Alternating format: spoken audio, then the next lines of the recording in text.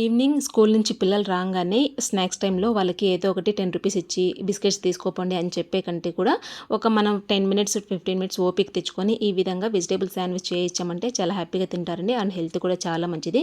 Vegetables తినని పిల్లలకైతే చాలా ఇష్టంగా తింటారండి. తప్పకుండా ఒకసారి ట్రై చేయండి. ఇప్పుడు ఈ శాండ్విచ్ ఎలా చేయాలంటే ఇక నేను సన్నగా చాప్ చేసుకున్న ఆనియన్స్, క్యారెట్, క్యాప్సికమ్ అలాగే బాయిల్ చేసుకున్న స్వీట్ కార్న్ అయితే తీసుకుంటున్నానండి. అందులోనే half table spoon salt, half table spoon garam masala వేసుకొని బాగా మిక్స్ చేసుకోవాలి.